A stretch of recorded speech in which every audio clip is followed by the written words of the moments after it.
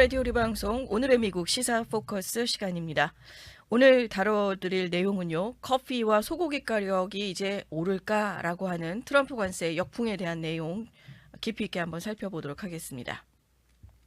미국인의 아침을 책임져온 한 잔의 커피 그리고 점심 저녁을 장식해온 한 조각의 햄버거가 있습니다. 이 둘이 지금 트럼프발 관세 폭탄의 직격탄을 맞고 있다는 이야기입니다.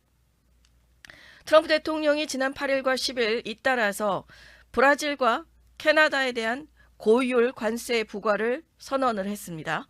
브라질에는 50% 그리고 캐나다에는 35%입니다. 그리고 남아있는 나라들도 15에서 20%를 내야 한다라고 선언을 했습니다. 과연 이 관세 정책 미국에는 득일까요? 실일까요? 자세히 들여다보도록 하겠습니다. 우선 브라질 이야기부터 한번 보겠습니다. 브라질 전 세계 커피 그리고 오렌지 주스, 소고기, 설탕 생산의 최강국입니다. 미국 커피 수입의 3분의 1 그리고 오렌지 주스의 절반 이상, 햄버거 패티용 소고기의 5분의 1 이상이 브라질산이라는 점입니다. 트럼프 대통령이 8월 1일부터 브라질산 수입에 대해서 관세율을 10에서 50%로 인상을 하겠다고 밝혔습니다. 그 여파는 이미 예견되고 있습니다. 커피 한 잔 값 오르고 오렌지 주스 값 오르고 햄버거 가격까지 줄줄이 인상될 가능성이 커진 것이죠. 미국의 소비자연맹 토머스 그레밀리언은 이렇게 말합니다. 많은 사람들에게 필수적인 식품인 소고기 가격이 급등할 가능성이 크다. 특히 저소득층의 식품 지원 예산이 삭감된 이 시점에서 참으로 우려스러운 부분이다 라고 말한 것입니다. 그리고는 캐나다에게는 35% 관세라고 하는 내용을 어제 또 직격탄으로 날리게 됩니다. 브라질에 이어서 캐나다에도 트럼프 대통령의 관세 서한이 도착을 했고 오늘 아침 CNN에서 가장 주요하게 헤드라인으로 다루고 있는 내용이 바로 캐나다와 관련되어 있는 35% 관세 부분이 되고 있습니다. 그 내용은 8월 1일부터 캐나다산 제품 전체에 35% 관세를 부과한다는 것입니다. 그런데 이유가 흥미롭습니다. 트럼프 대통령은 펜타닐의 위기를 이유로 들었습니다. 캐나다가 미국 내에 펜타닐 유입을 차단하지 못했다는 게 이유였다는 것이죠. 게다가 캐나다가 보복 관세를 부과를 하자 트럼프 대통령은 보복 관세하면 거기에 재보복 관세 가능성도 시사를 하고 있는 상황이라는 겁니다. 또 하나 흥미로운 점은 트럼프 대통령은 미국에 공장을 세우는 캐나다 기업은 관세를 면제해 주겠다고 밝혔습니다. 즉 관세를 무역 보복이 아닌 산업 유치 수단으로 쓰겠다는 의미죠. 그러니 캐나다 입장에서는 관세를 피하기 위해선 미국의 그 생산 라인을 돌려야 된다라고 하는 일종의 탈출구지만 캐나다 입장에서도 득과 실을 지금은 또 짜져봐야 되는 그런 상황이 되고 있다는 것입니다. 이쯤 되면 이런 질문이 떠오르시지 않을까 합니다.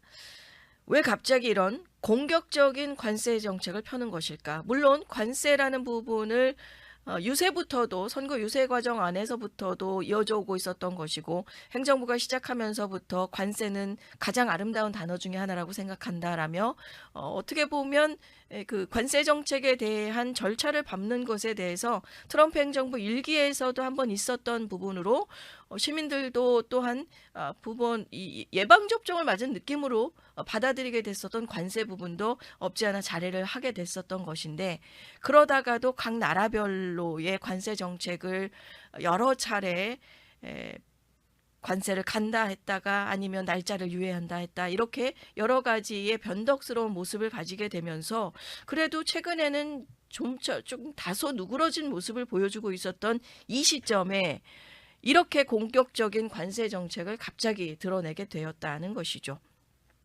트럼프 대통령은 관세는 협상의 출발점이라는 철학을 가지고 있는 것 같습니다. 처음부터 10% 내게 하면 상대가 협상 테이블에 나와서 5%로 낮추자고 할 거라는 거죠. 이 부분을 감안을 하고 처음부터 세게 지르고 보는 이런 식으로 다가오는 것이고, 지금 현재 한국에는 25%의 관세가 통보되어 있는 상태입니다. 유럽연합과도 관세 서한을 두고 매일 협상 중이고, 캐나다에게는 협력 대신에 보복을 선택했다고 비판하고 있습니다. NBC 인터뷰에서도 남아있는 나라들 모두 15에서 20%는 내야 할 것이다. 그리고 조정은 지금부터 시작된다. 이런 부분으로 관세를 다시금 또 조명하게 되는 부분이 되고 있습니다.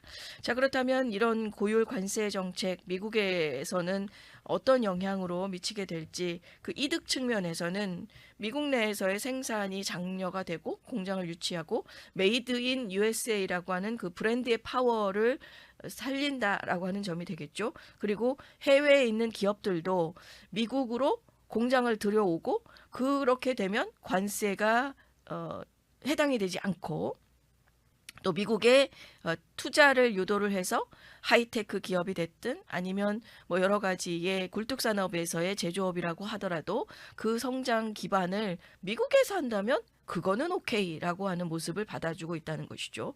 그리고 단기적인 무역 수지에 관세로 인해서 들어오는 세수의 수입이 있다 보니 볼륨은 당연히 늘어날 것이고, 그게 무역 수지의 개선에 충분히 숫자적으로 보여지는 효과는 다가오게 되고, 하지만 이게 롱텀으로 갈 때는 또 그때에 다가오게 되는 문제점을 생각해 본다면, 단기적인 기간 안에서 효과 있게 활용할 수 있는 관세 카드가 되어야 될 것인데 라고 하는 염려를 우리가 담게 되는 것이죠. 하지만 손해도 만만치 않습니다. 당장 소비자들은요, 관세라는 부분이 이렇게 때려지게 되면 브라질에서 오구에 있었던 커피값, 당장 하루에 매일같이 마시던 이 커피를 어제랑 오늘 가격을 다르게 마셔야 될 수도 있는 것이고요. 오렌지 주스도 마찬가지고, 또 햄버거 값도 패티에 미국의 전체 5분의 1을 브라질산이 담당을 하고 있었다면 패티 값도 당연히 이제는 오를 것이고, 안 오르던 내용들도 관세라는 이유와 관세라는 핑계로 그동안 여러 적용이 되지 않고 적용이 될 이유도 없는데 덩달아 같이 좀 얹어지는 그런 느낌으로 소비자는 여러 가지의 이중상중 어려움을 겪게 된다라는 것이죠. 그뿐 아닙니다. 레스토랑이나 식품업계에서도 원가가 급등을 하게 되고 저소득층에게 피해가 고스란히 떠안겨지게 되겠고, 또 보복관세로 인해서 미국의 수출기업 피해 가능성도 다가오게 될 것이고요. 그러다 보면 글로벌 차원에서의 공급망도 무너질 수 있다라는 여러 가지 네거티브한 것도 생각을 해볼 수 있다는 겁니다. 특히 미국의 식탁 물가가 오르게 되면 유권자들의 불만이 커질 수밖에 없는 부분이 아닐까라는 생각을 하게 되는 것이죠. 하지만 트럼프 대통령의 모습은 지금까지로 봤을 땐 한치의 물러섬이 없습니다. 소셜미디어 트루스 소셜에 이렇게 말합니다. 주식시장은 사상 최고치다. 또 미국은 세계화의 게임에서 승리하고 있습니다. 네, 이런 내용들을 하고 있다는 것이죠. 관세를 통해서 강한 미국, 또 협상에서 밀리지 않는 미국, 상징적으로 보여주려는 그 의도를 가지고 있다는 것입니다. 하지만 당장 우리의 커피 한 잔, 또 주말에 바베큐, 아이들의 아침 주스까지 영향을 받을 수 있는 고율 관세 정책, 무역전쟁은 단순한 숫자나 그래프로 끝나는 것이 아니고 실제 우리의 식탁 이야기고 밥상의 이야기라는 것입니다. 그만큼 생활의 정치가 되고 있는 것 같고요. 또 경제를 지키겠다는 의지인 것인지 아니면 국민의 장바구니를 위협하는 무리수인 것인지 생각해 보게 되는 것 같습니다. 오늘의 미국 시사 포커스 시간이었습니다.